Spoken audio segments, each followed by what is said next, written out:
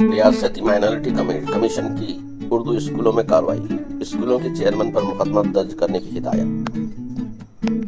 اکولہ مہاراشٹر کے اقلیتی کمیشن کے چیئرمین پیارے خان نے اکولہ میں اردو اسکولوں پر چھاپا مارا۔ خواتین اساتذہ نے الزام لگایا تھا کہ انسٹیٹیوٹ کی انتظامیہ ان کے ساتھ بدسلوکی، مار پیٹ اور جان سے مارنے کی دھمکیاں دے رہی ہے، اس لیے یہ مہم اسکولوں میں شروع ہو رہی ہے۔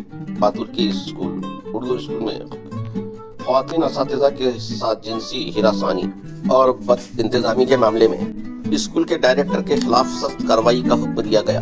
صدر پیارے خان ضیاء خان نے بھی 22 اسکولوں کا اقلیتی درجے واپس لینے کی ہدایت دی۔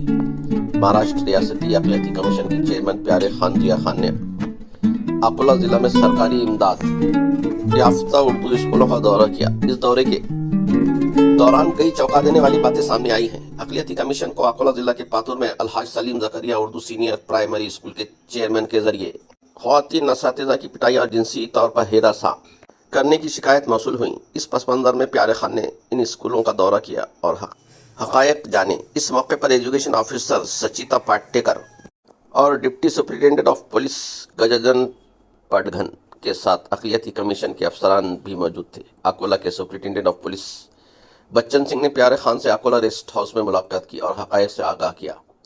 ناراض خواتین اساتذہ نے پیارے خان کے سامنے اسکول کے ڈائریکٹر سید قمر الدین کے خلاف اپنی شکایتیں سنائیں۔ اس وقت خواتین اساتذہ نے سنسنی خیز الزام لگایا کہ اسکول کے ڈائریکٹر سید قمر الدین بندوق کی دھمکی دے کر اسکول کے ساتھ جنسی زیادتی کر رہے ہیں۔ اس بار انہوں نے پیارے خان کے سامنے ثبوت پیش کر دیے۔